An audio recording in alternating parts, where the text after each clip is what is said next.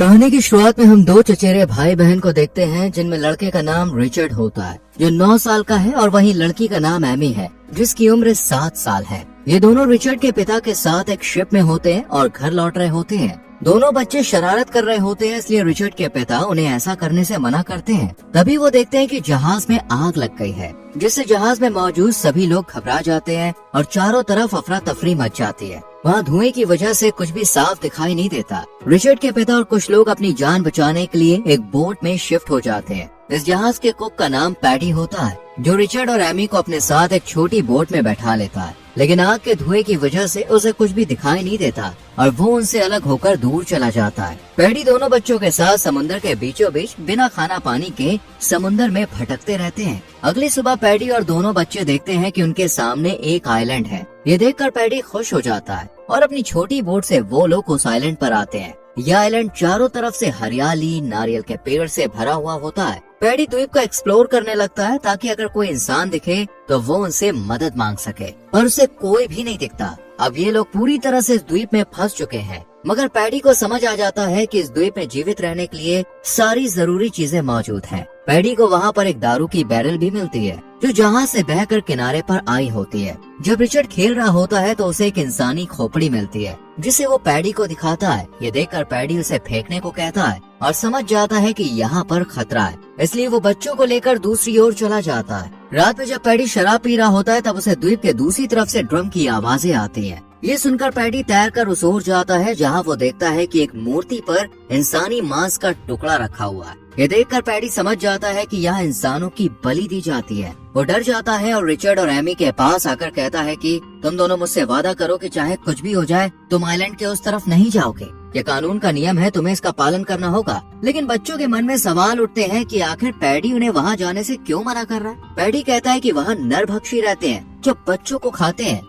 Richard को लगता है कि उसके पिता आकर उन्हें यहाँ से लेकर जाएंगे। पैडी को भी लगता है कि उन्हें बचा लिया जाएगा, पर तब तक वो बच्चों की जिम्मेदारी लेता है और उन्हें खाना ढूंढने और आश्रय बनाना सिखाता है। वो 2 महीनों तक बच्चों को इस जंगल में जिंदा रहना सिखाता है, ताकि अगर उसे कुछ हो भी जाए तो बच्चे जिंदा रह सके। एक रात पैडी बहुत ज्यादा शराब पी लेता है और देखता है कि उसका दारू का बैरल समुद्र में डूब रहा है। वो उसे उठाने जाता है और नशे में होने के कारण पानी में डूबने लगता है। अगली सुबह जब रिचर्ड और एमी उठते हैं तो वो देखते हैं कि पैडी वहाँ पे नहीं है। वो दोनों दूरबीन की मदद से देखते हैं कि पैडी द्वीप के दूसरी ओर रेत में लेटा हुआ है। वो दोनों छोटी नाव में बैठकर पैडी के पास जाते हैं। उन्हें लगता है कि पैडी ने ज्यादा पी ली है, इसलिए वो बस सो रहा है। वो उसे उठाने की कोशिश करते हैं पर वो नहीं उठता, जिससे उन्हें पता चलता है कि पैडी ने इतनी ज्यादा शराब पी ली थी कि उसकी मौत हो गई। ये देखकर रिचर्ड और एमी को बहुत बुरा लगता है और वो दोनों अब पूरी तरह से अकेले पड़ चुके होते हैं। एमी रिचर्ड से कहती है कि मुझे यहाँ पर पैडी की याद आती है, मैं अब यहाँ नहीं रह सकती हूँ, मुझे कहीं और लेकर चलो। रिचर्ड उसकी बात मान लेता है और वो अपना सामान पैक करते हैं और बोट में बैठकर द्वीप के दूसरी तरफ आ जाते हैं। ये जंगल उन्हें रहने लायक लगता है, यहाँ भी खाने पीने की कोई दिक्कत नहीं होती है, इसलिए वो दोनों अपना नया घर बनाते हैं। शुरुआत के दिनों में उन्हें संघर्ष करना पड़ता है, लेकिन पैडी ने उन्हें जो सिखाया होता है उससे उन्हें ज्यादा दिक्कत नहीं होती और वो धीरे धीरे इस द्वीप पर जीना सीख लेते हैं। इन दोनों को इस आइलैंड में रहते हुए कुछ साल बीत जाते हैं और दोनों ही अब बड़े हो चुके होते हैं। रिचर्ड अब 21 साल का हो गया होता है और एमी 19 साल की है। ये दोनों साथ में मछलियाँ पकड़ते हैं, फल तोड़ते हैं और एक साथ मिलकर रहते हैं। और रिचर्ड और एमी के अंदर शारीरिक और भावनात्मक बदलाव आने लगते हैं, जिन्हें वो समझ नहीं पाते और इन परिवर्तनों से अनजान होते हैं। एक दिन जब एमी नहा रही होती है तभी उसका पहली बार पीरियड आता है और उसका खून निकलता है। ये देखकर वो डर जाती है और रिचर्ड को आवाज देती है। जब रिचर्ड उसकी आवाज सुनकर आता है और पूछता है कि क्या हुआ, तो वो शर्मिंदा होकर उसे दूर जाने के लिए कहती है। कुछ देर बाद जब एमी नहाकर पानी से बाहर आती है तब रिचर्ड उससे पूछता है, तुम्हें क्या हुआ था? उसे लगता है कि एमी को कहीं चोट लग गई है, लेकिन एमी उसे कुछ भी नहीं बताती। इससे रिचर्ड को गुस्सा आता है। उसे लगता है कि एमी पहले उससे कुछ नहीं छुपाती थी, पर अब वो बहुत कुछ छुपाने लगी है। धीरे धीरे एमी और रिचर्ड एक दूसरे के प्रति आकर्षित होने लगते हैं। जब रिचर्ड बिना शर्ट के घूमता है तो एमी उसे देखती रहती है। जब एमी नदी में नहाने जाती है तो रिचर्ड उसे देखता है, लेकिन सामाजिक ज्ञान की कमी की वजह से वो इन सब चीजों को समझ नहीं पाते हैं, क्योंकि ये दोनों बचपन से ही यहाँ फंसे हुए हैं और उन्होंने इस बारे में कभी कुछ पढ़ा नहीं होता है। यहाँ पर रिचर्ड मछली पकड़ता है, फल तोड़ता है और एमी मछली पकाती है और कपड़े धोती है। ये दोनों साथ में हंसी मजाक करते हुए खुशी खुशी इस आइलैंड में रह रहे होते हैं, पर अभी उन्हें उम्मीद थी कि एक दिन रिचर्ड के पिता उन्हें बचाने आएंगे। एक दिन एमी को आइलैंड के उस छोर से ड्रम बजाने की आवाज सुनाई देती है जहाँ पैडी ने उन्हें जाने से मना किया था। लेकिन एमी उत्सुक होती है कि वहाँ पर क्या हो रहा है, इसलिए वो अकेले ही वहाँ चली जाती है। उसे वहाँ वही स्टैचू दिखाई देता है जहाँ से खून नीचे गिर रहा था। एमी को लगता है कि ये जगह पवित्र है और ये भगवान का स्थान है, इसलिए वो दौड़कर रिचर्ड के पास आती है और बताती है कि मैं आइलैंड की उस तरफ गई थी जहाँ पैडी ने हमें जाने से मना किया था। वहाँ पर मुझे एक मूर्ति दिखी जो शायद भगवान की थी। पैडी ने हमसे झूठ बोला था, वहाँ कोई नरभक्षी नहीं है। ये सब सुनकर रिचर्ड को गुस्सा आता है। वो कहता है, हमने पैडी से वादा किया था कि हम वहाँ पे नहीं जाएंगे, पर तुमने वहाँ पे जाके बहुत बड़ी गलती कर दी, पर अब से तुम वहाँ पे मत जाना। रात में जब एमी सो रही होती है तब उसे एक बुरा सपना आता है जिसमें रिचर्ड की पानी में डूबकर मौत हो जाती है। वो डर कर जाग उठती है। एमी देखती है कि सुबह हो चुकी है और रिचर्ड उसके सामने खड़ा होता है। एमी उससे कहती है, वादा करो तुम मुझे छोड़कर कहीं नहीं जाओगे। दोनों भावुक होकर गले लगते हैं। रिचर्ड उसे किस करता है और उसके साथ आगे कुछ करने की कोशिश करता है, पर एमी उसे दूर कर देती है। रात में फिर से रिचर्ड उसके करीब आने की कोशिश करता है, लेकिन एमी उसे जाने को कहती है।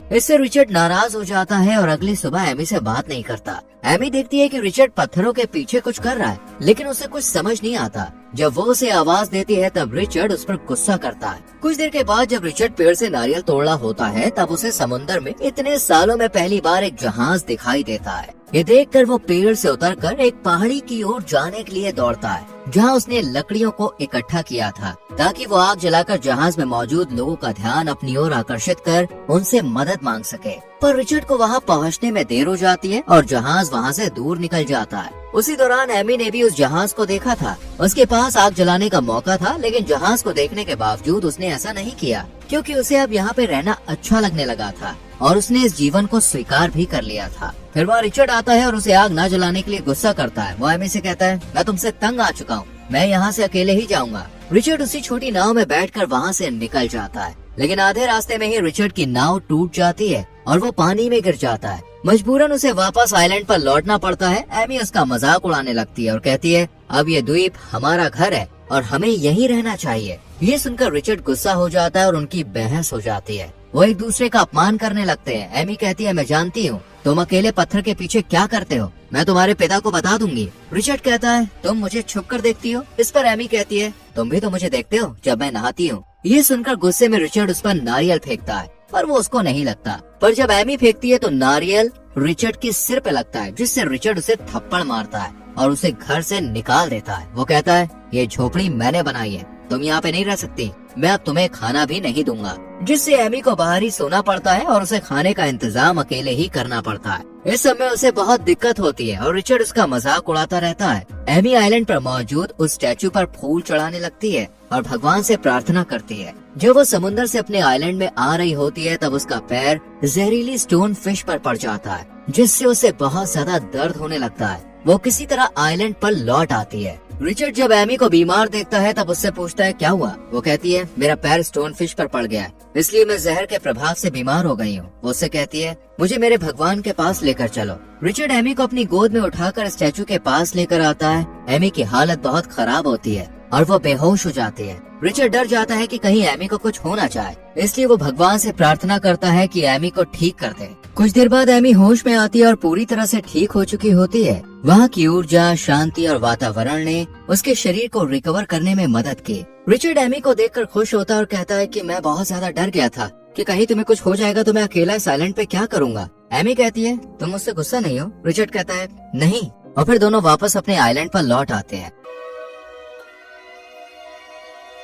एक दिन रिचर्ड और एमी साथ बैठकर बातें कर रहे होते हैं, तब वो दोनों प्यार से एक दूसरे को देखते हैं और किस करते हैं। वो अपने प्यार का इजहार करते हैं और इंटीमेट हो जाते हैं। ये पहली बार था जब वो इस भावना को समझ पा रहे थे जो इतने दिनों से उनके अंदर पनप रही थी। अब वो इसे एक्सप्लोर करते हुए कई बार क्लोज होते हैं। दोनों को इसमें बहुत मजा आता है और वो एक कपल की तरह इस आइलैंड पे रहने लगते हैं। कई महीनों उनको साथ में रहते हुए बीत जाते हैं। रिचर्ड नोटिस करता है कि एमी अब पहले की तरह उसके पास नहीं आती और उसके व्यवहार में भी अब बदलाव आ गया है। वो एमी से पूछता है, क्या आप तुम पहले की तरह मुझसे प्यार नहीं करती हो? इस पर एमी कहती है, मुझे नहीं पता, मेरी तबीयत ठीक नहीं है, मुझे उल्टी भी हो रही है। फिर वो रिचर्ड का हाथ अपने पेट पर रखती है और कहती है, मुझे लगता है कि मेरे अंदर कुछ अलग हो रहा है। रिचर्ड को भी एहसास होता है। दरअसल एमी प्रेग्नेंट होती है, लेकिन इस बारे में दोनों को कोई जानकारी नहीं होती है। रिचर्ड को लगता है कि वो ज्यादा खाना खा रही है, इसलिए उसका पेट फूल रहा है और अंदर कुछ हलचल हो रही है। एक रात रिचर्ड को आइलैंड के दूसरी तरफ से डमरू की आवाज सुनाई देती है। जब वो वहाँ देखने जाता है तो देखता है कि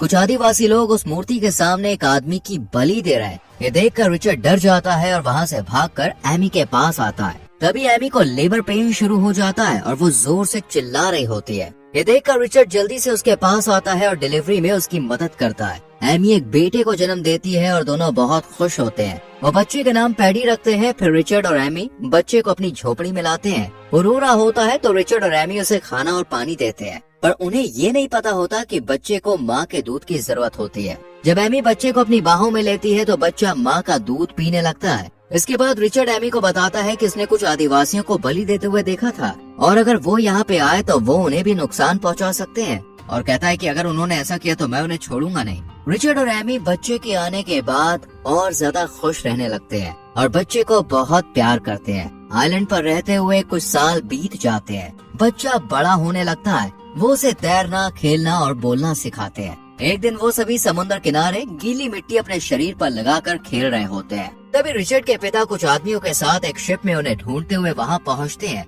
लेकिन जब वो दूर से उन तीनों को पूरी तरह से कीचड़ में सना हुआ देखते हैं तो वो उन्हें पहचान नहीं पाते और शिप वापस ले जाते हैं। जब रिचर्ड और एमी शिप को देखते हैं तो वो ये नहीं जानते कि उसमें रिचर्ड का पिता है। वो शिप को आवाज नहीं देते और चुपचाप वहीं रहते हैं, क्योंकि वो अब इस जीवन में खुश है और वापस नहीं जाना चाहते। उन्हें डर है कि अगर वो लौटे तो उन्हें उस समाज में जाना पड़ेगा जहाँ उन्हें कोई भी नहीं समझेगा। इसके बाद रिचर्ड एमी और अपने बेटे के साथ बोट से आइलैंड की तरफ फल तोड़ने जाता है। पैडी के मरने से पहले ये लोग यहीं कुछ महीने रहे थे। वो लोग आसपास की चीजों को देखकर अपने बचपन को याद करने लगते हैं। फिर रिचर्ड फल तोड़ने चला जाता है और एमी अपने बेटे के साथ किनारे पर होती है। उनका बेटा खेलते हुए जहरीली बेरी तोड़कर अपनी बोट पे रख देता है। ये चीज एमी नहीं देख पाती। वो दोनों रिचर्ड का इंतजार करने के लिए नाव पर वापस जाते हैं। एमी की आंख लग जाती है और जब वो उठती है तो देखती है कि नाव किनारे से दूर जा चुकी है। तभी उसका बेटा एक चप्पू पानी में फेंक देता है। एमी चप्पू उठाने की कोशिश करती है पर वो सफल नहीं हो पाती। वो तुरंत रिचर्ड को आवाज देती है जो तैरकर उनकी ओर आने लगता है। तभी एमी कहती है कि तुम्हारे पीछे शार्क है, जल्दी आओ। रिचर्ड तेजी से बिना चप्पू लिए नाव की तरफ बढ़ता है। एमी उसे शार्क से बचाने के लिए दूसरे चप्पू से शार्क को मारती है, जिससे रिचर्ड को नाव में चढ़ने का मौका मिल जाता है। लेकिन उनके पास अब चप्पू नहीं होता जिससे वो अपने आइलैंड में वापस जा सके। वो अपने हाथों से नाव को किनारे की ओर ले जाने की कोशिश करते हैं, लेकिन पानी का बहाव बहुत तेज होता है और शार्क के हमले के डर से वो तैरने की हिम्मत नहीं कर पाते। उनकी नाव खुद ही समुद्र में आगे बढ़ने लगती है। ये लोग 2 दिनों तक समुद्र में भटकते रहते हैं। उनके बेटे को भूख लगती है, इसलिए वो जहरीली बेरी खा लेता है। एमी और रिचर्ड ये देखकर अपने बेटे के मुंह से बेरी निकालने की कोशिश करते हैं, लेकिन वो उसे पहले ही निगल चुका होता है। दोनों को लगता है कि उनका बेटा मर जाएगा, इसलिए वो दोनों भी बेरी खा लेते हैं। वो तीनों मौत का इंतजार करने के लिए नाव में लेट जाते हैं और बेहोश हो जाते हैं। असल में वो बेरी उतनी जहरीली नहीं होती, वो लोग सिर्फ बेहोश होते हैं। कुछ समय के बाद रिचर्ड के पिता शिप में होते हैं और दूरबीन से यहाँ वहाँ देख रहे होते हैं। तभी उन्हें समुद्र में रिचर्ड की छोटी बोट नजर आती है। वो अपने आदमी को ये बोट दिखाते हैं। तब रिचर्ड का पिता और उनके आदमी अपनी छोटी नाव में बैठकर देखने के लिए आते हैं। उन्हें रिचर्ड, एमी और उनका बेटा बेहोश हालत में मिलते हैं। रिचर्ड के पिता पूछते हैं, क्या वो मर चुके हैं? आदमी जवाब देता है, नहीं सर, ये सो रहे हैं। उन्हें बचा लिया जाता है और इसी के साथ मूवी खत्म होती है।